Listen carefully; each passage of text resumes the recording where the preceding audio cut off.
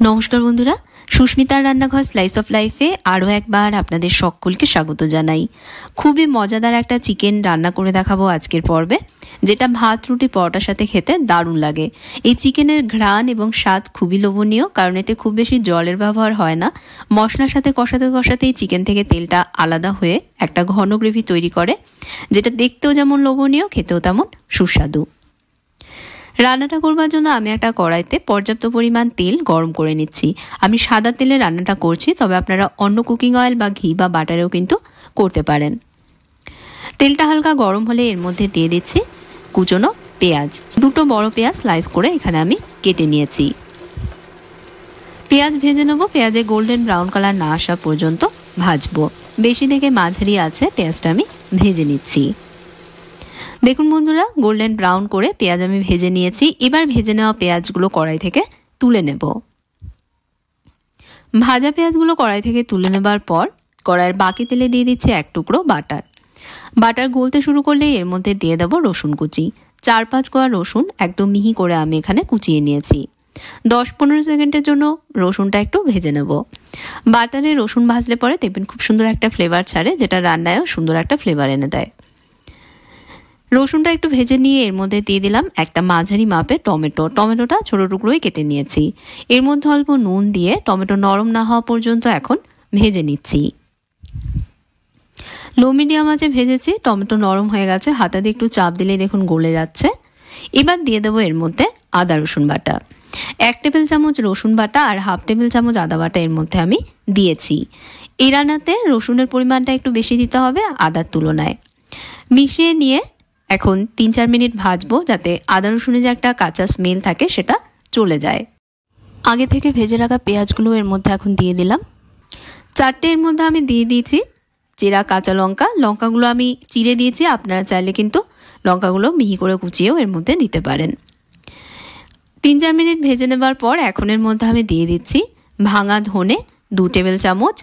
এখানে আমি গোটা ধনে একটু ক্রাশ করে নিয়ে ব্যবহার করছি।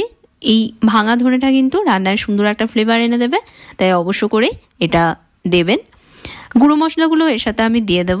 গুঁড়ো মশলায় দিলাম আমি 1 চামচ জিরে গুঁড়ো, 1 চামচ ধনে গুঁড়ো, 1/2 চামচ হলুদ গুঁড়ো আর 1 চামচ কাশ্মীরি লঙ্কা গুঁড়ো।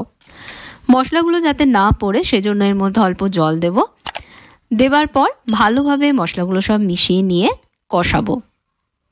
কড়াইটা ঢাকা চাপা দিয়ে একদম কম আছে মশলাটা আমি কষিয়ে নিচ্ছি। মশলা থেকে তেল না ছাড়া পর্যন্ত কষাবো। প্রায় 3-4 মিনিট এভাবে মশলাটা কষিয়েছি। মশলা থেকে তেল ছেড়ে দিয়েছে। এখন এর মধ্যে দিয়ে দেবো চিকেনের টুকরোগুলো। টোটাল 800 গ্রাম হাড় সমেত চিকেন নিয়েছে, আর চিকেনের টুকরোগুলো কারি কাটা রয়েছে। কড়াইতে দেবার পর এর মধ্যে দিয়ে দেবো স্বাদ মতো নুন। অবশ্যই আপনারা নিজেদের স্বাদ অনুযায়ী এর মধ্যে নুন দেবেন। দেবার পর মশলার সাথে চিকেনটাকেও কষাবো। 5 মিনিট হাই আছে মশলার সাথে চিকেনটা আমি ভেজে নেব। আর বন্ধুরা, ভিডিওটা কেমন লাগছে জানাবেন। ভালো লাগলে লাইক এবং শেয়ার করবেন। চ্যানেলে সাবস্ক্রাইব করতে ভুলবেন না। পাশে থাকা বেল আইকনে প্রেস করবেন। সাথে ফেসবুক পেজে আমায় ফলো করে নেবেন।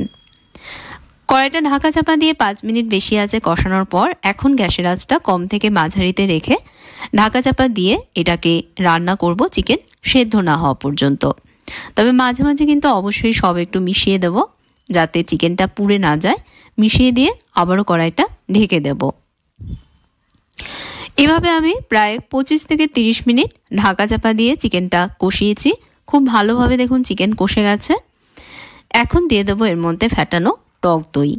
1/2 কাপ ফ্যাটানো টক দই এর মধ্যে আমি দিয়ে দিলাম। দেবার পর চিকেনের সাথে দইটা মিশিয়ে নিয়ে আবারও কিছুক্ষণ সময় কষাবো। দই থেকে তেল না ছাড়া পর্যন্ত কষাতে হবে। মিশিয়ে নিয়ে কড়াইটা ঢেকে দিয়ে লো মিডিয়াম আঁচে কষিয়ে নিচ্ছি। দেখুন বন্ধুরা, দই থেকেও তেলটা ছেড়ে দিয়েছে।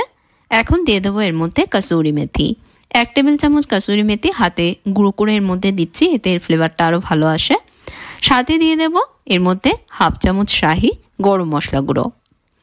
দেবার পর ভালোভাবে চিকেনের সাথে সব মিশিয়ে নিয়ে আরও 1-2 মিনিট চিকেনটা ফুটিয়ে নেব। কড়াইটা ঢেকে দিয়ে আরও 1-2 মিনিট ফুটিয়ে নিচ্ছি। 1-2 মিনিট পর ঢাকনা সরাচ্ছি। এবার একটা পাত্রে এটা তুলে নেব। তৈরি হয়ে গেল দারুণ স্বাদের চিকেন কারি। এই রেসিপির কি নাম দেওয়া যায় অবশ্যই বন্ধুরা আমাকে কমেন্টসে জানাতে পারেন। গরম ভাত বা রুটির সাথে কিন্তু এটা দারুণ খেতে লাগে। অবশ্যই রান্নাটা আপনারা ঘরে এভাবে তৈরি করে দেখবেন, আশা করছি আপনাদেরও ভালো লাগবে।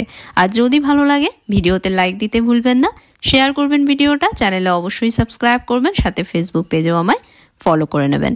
তাহলে আজকের মতন বিদায় নিচ্ছি, আপনারা ভালো থাকবেন, ভালো রাখবেন, ধন্যবাদ।